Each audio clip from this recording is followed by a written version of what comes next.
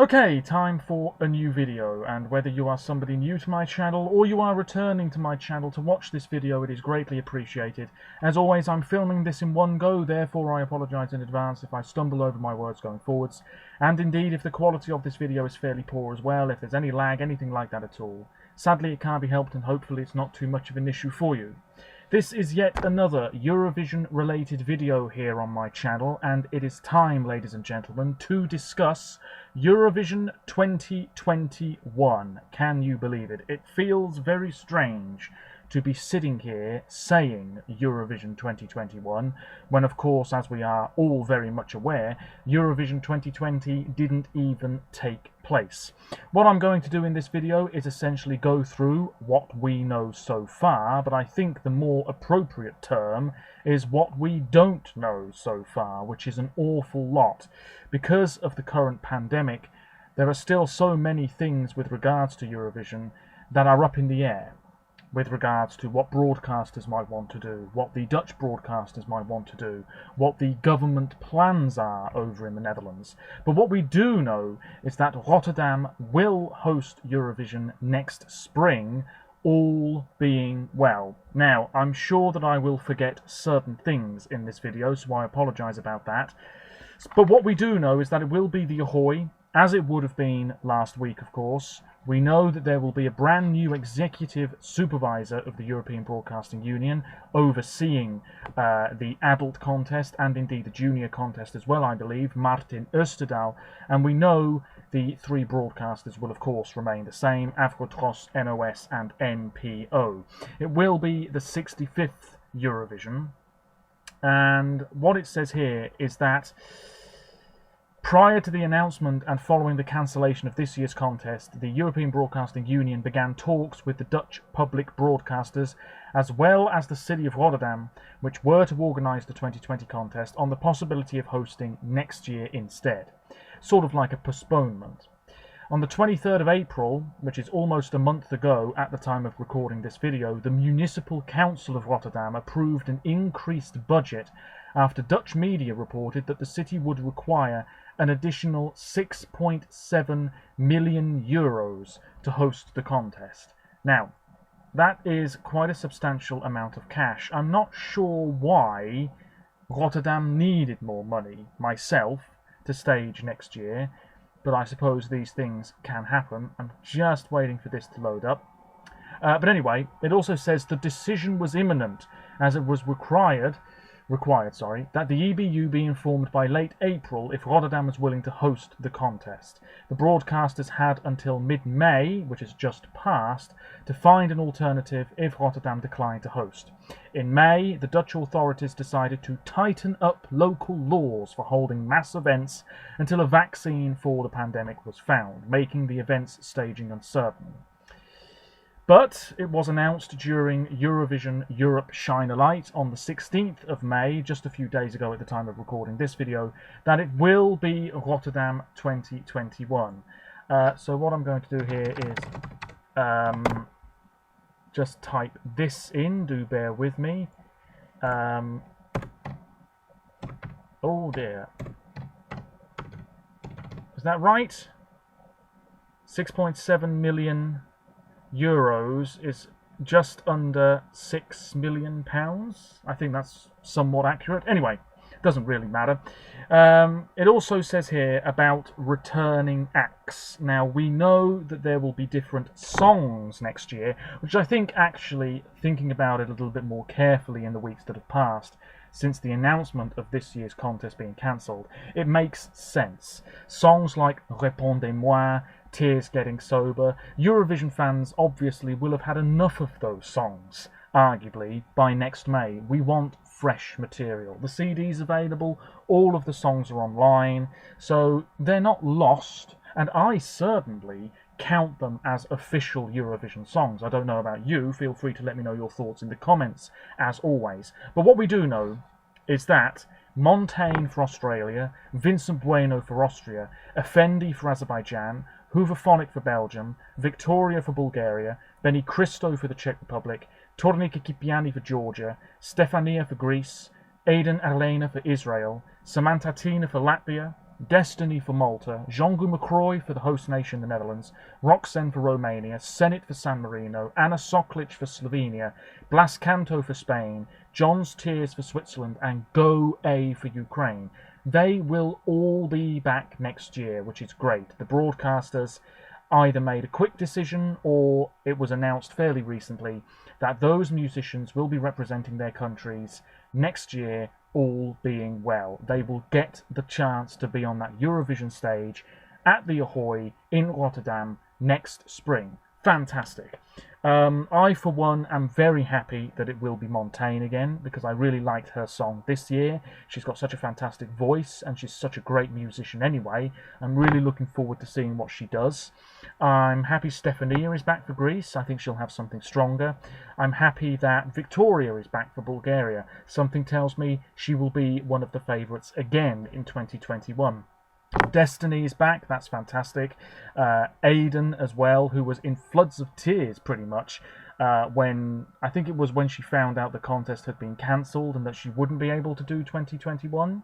Not entirely sure. I know that she was upset on TV, but obviously now she's back, so I'm sure that it's happy days for her. Jean-Guy, of course, fantastic. Rock, so many great musicians here. John's Tears, fantastic that they will be back. We also know, if this list is somewhat accurate, that Denmark, Estonia, Finland, Ireland, Lithuania, Norway, and Sweden will all be involved next year too. It doesn't look like it's going to be Ben and Tan for Denmark, unfortunately, but if I was the broadcaster, I would turn to them and say, look, if you want to do it, you will be guaranteed a spot in the DMGP lineup next year. For Estonia, I think the situation is that Uku Savista will automatically be in the HD Lau lineup if he has a song that he wants to submit, something along those lines. Finland, I don't think for 1 minute that Axel will be back.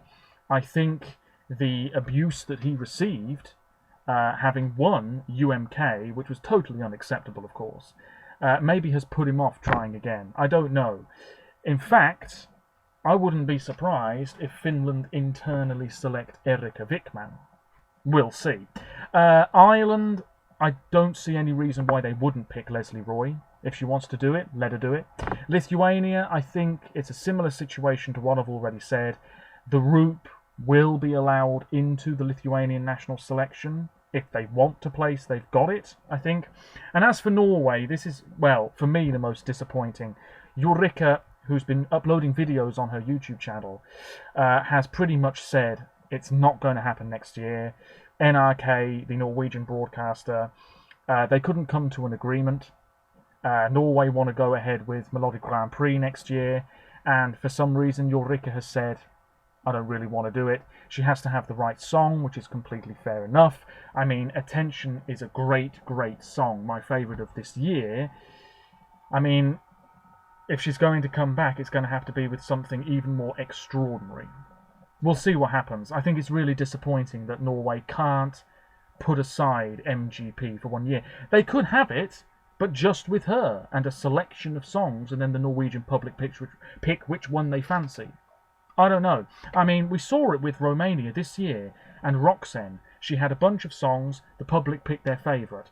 More countries should do that for 2021. It works, in my opinion. And then Sweden, well, they're not going to scrap Melfest. I think the Mamas, if they want to do it, give them a place, maybe automatically in the final. I don't know. But in all honesty, I think Sweden will just plough ahead as normal. And they were one of the first countries that actually said it probably wouldn't be the Mamas for 2021. As for other countries, we really don't know. It says here about Andorra. Who knows if they'll be back? I think they want to come back, the Andorran broadcaster. Susan Georgi, who represented Andorra way back in 2009, apparently has the funding to ensure Andorra's return to the contest. I, for one, would be thrilled if they came back. Morocco, no details. And Portugal, apparently it won't be Elisa. RTP, the Portuguese broadcaster, have said no thanks. So yeah, that's pretty much it. I mean, what other countries are there? I'm just going to take a look here. We don't know about Belarus. Can't see it being Val myself. North Macedonia, I'd go with Vasil. Why not? Internally select him again. I think it probably will be Little Big for Russia. I can see them coming back. Damir, I'd have him for Croatia. In all honesty, Sandro for Cyprus, he's got to have a much better song. Simple as that. What else have we got here? Natalia Gordienko, they may as well internally select her, Moldova. San Marino, they almost certainly will stick with Senate. I'd be surprised if not. Serbia should internally choose Hurricane because so many people love their entry. Poland should stick with Alicia. Iceland, Douthing and Gagner Magnet have said, we'll do it if it's only going to be us and the public can choose which song they like. Something along those lines. I think that would be a wise move, given how popular Think About Things is. We'll see what happens. I've already spoken about Denmark. Albania, I don't know. I can't see them sticking with Arilena, which is a shame because I actually really warmed to her and the song. Armenia should stick with Athena. France, if Tom has a better tune, bring him back. Germany should absolutely stick with Ben. I think it would be a very unwise move to choose somebody else because his song was the best German entry for years. Italy, they'll still have San Remo, but whether the San Remo winner next year goes to Eurovision remains to be seen. Technically, it's not a national final. Diodato's right there, great singer. And then James Newman for the UK, no idea. No idea. I think that he'd be very happy to do it, but it's down to the BBC and the whole team involved with them. But yes, that's essentially what we know about 2021 so far. We've no idea if it will be next May. It could be next April, could be next March. It all depends on how things go with this pandemic and what the government in the Netherlands are saying. I am not Dutch, I don't live there. But if you are Dutch, then you'll know better than me. So feel free to leave a comment saying what you realistically think is going to happen with Eurovision 2021. I'd love to go. But from the sounds of it, people who already bought tickets for this year's show, they'll still be valid for 2021, which means that not many tickets might actually be available for 2021, which is a bit of a shame. I'll have to keep an eye out for any information. So yeah, that's Eurovision 2021. And it was a wonderful announcement during Europe Shine a Light. It was right at the end of the show. They had this little film, and I just thought it was really nicely done. And I'm glad Rotterdam is going to get the chance to host the contest at some point. Now, a few more things before I finish. Junior Eurovision is still taking place this year, apparently. The theme is #MoveTheWorld. Interesting. 29th of November's the date. TVP, the Polish broadcaster, will organise it for the second year in a row. There might be changes to the voting. Yes! Hallelujah. This is the weakest thing about Junior Eurovision by an absolute mile. You should not be allowed to vote for your own country. It is wildly unfair, if you ask me. And I'll tell you what, if they don't change the voting, I think Poland might win again this year. We'll see. Admittedly, they've had two good winners in a row. We know that France, Georgia, Ireland, Italy, the Netherlands, Poland, Russia, Spain and Ukraine will all compete. Russia will be picking their entry, as will Poland in September. I may as well go through this while I'm here. Bulgaria won't be back. Denmark won't be back. Germany, possibly. Iceland, possibly. Norway, maybe in the future, but not necessarily this year. Scotland, no. Sweden, nope. And Wales, possibly. Belgium, certainly not. So there we go. We'll be in Warsaw, but no idea where in Warsaw. I didn't even think they had a suitable venue. But if you're Polish, you'll be able to let me know.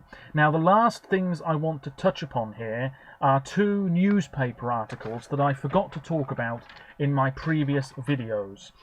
So this one here is from a British newspaper, and I just cut it out because if you've watched one of my live streams in the past, you'll know that I have a folder full of newspaper cuttings and things that I've printed off to do with Eurovision over the years, going back to 2005.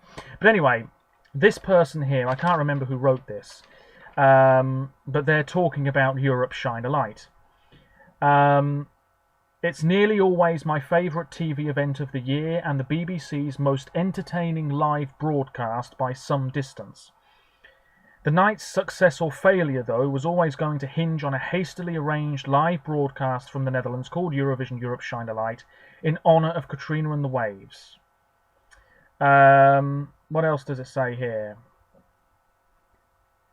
The artist's thoughts and reflections on the global pandemic, which were everything and anything you wanted them to be.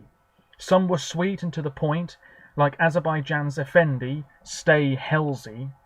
Others were easy to misinterpret. What else have we got here? And Austria's Vincent Bueno was just a self-serving Burke. At this time, we should listen to a lot of music, especially my track Alive. I'm surprised he didn't single out Belgium there, who essentially used their moment during the show to say their plans for future music and didn't really touch upon the pandemic at all, if I recall. The music didn't disappoint, ranging all the way from the excellent Icelandic entry to knock-kneed techno from some Russian live wires called Little Big. My personal highlight, though, was the nutty Latvian bird, Samantha Tina, who turned up for her promotional video wearing a PPE mask and squirting a bottle of disinfectant everywhere. He also mentions, because it was a he who wrote this, Italy's Diodato slowly murdered Volare in a CGI amphitheatre. I don't think it was a CGI amphitheatre, was it? I don't think so. He also says that Johnny Logan looks like Julian Assange, the WikiLeaks guy. And I have to say, you might not be able to see this. The resemblance is uncanny, ladies and gentlemen, between Johnny Logan. It really is uncanny. They praise Graham Norton and his quips, but in other words, they're actually fairly nice about the show. This is from the Times. Will Hodgkinson wrote this. As you can see, Little Big there, Roxanne, James Newman, and all he's doing here is going through some of the songs and giving them a mark out of 10. So, I mean, some of these are quite rude, but that's the British press for you. With regards to Russia, he says this is a knowingly camp entry from a country whose attitude to LGBT rights has not gone down well with the Eurovision crowd. From Uno's 1970s bell-bottoms and bright nylon shirts to the Spanish disco tackiness and a dance routine that consists chiefly of knocking your knees together, Little Big is a blatant stab at Eurovision kitsch. For starters, he thinks the song is called Little Big and not Uno, but anyway, he gives it a mark of 3 out of 10. With Lithuania, he says there is real imagination in this minimal electro-pop tune. It is inventive and catchy, might actually be too good for success, 6 out of 10. For Azerbaijan, he says a nation's folk music combined with tacky electro-pop always goes down well at Eurovision. Effendi dresses like she has just stepped out of a fetish club in 1991, 5 out of 10 for that. Romania, 2 out of 10, not a big fan, Will Hodgkinson, of this song. Dreary and unconvincing, Euro sentimentalism at its worst. It has just the right amount of schmaltz to become an extremely undeserving winner. Romania would not have won this year, but 2 out of 10 is harsh. Sweden, he says, perhaps a little too tasteful for Eurovision, certainly featuring the best vocalising. This gospel soul three-piece have already had 2 number ones in Sweden. It's an uplifting ode to affirmation and togetherness that sounds like a 1980s Whitney Houston belter. 7 out of 10. Fair enough. Italy, also 7 out of 10. Piano balladry, sung in earnest by a man not afraid of undoing the top 4 buttons of his shirt. As for the UK, 5 out of 10. This is a disappointingly tasteful choice. But after last year's pasting, it would be nice to think the judges would look at it sympathetically. As an upbeat and catchy tune with words about being a deep-sea diver, sung in a throaty fashion, and with a chorus featuring the kind of whoa-ohs that have sprung up everywhere since the success of Coldplay, it is not shaming, just a bit boring. That is a British journalist talking about the British entry. As for France, 6 out of 10. Did you think only Britain produced acoustic, guitar-wielding, boy-next-door types singing their heart out like Ed Sheeran and Lewis Capaldi. Here comes Labe to show the French can be as earnest as the best of them, and his video features him performing on the Eiffel Tower in case anyone is unsure about where he's from. We've got a few more here, I may as well go through them. 0 out of 10 for Belarus. Disastrous electropop from a woman who seems so uninspired by her song, she does her dance routine in slow motion. An East European monstrosity. It's not that bad, is it? The Belarus entry? Anyway, he also gives 0 out of 10 to Latvia. Seems as though not a popular entry with the British press. It doesn't help that the song is a horrible blend of frenetic rave and hearty emoting. And to be fair, I wouldn't give Latvia 0 out of 10, but I think it is frenetic rave.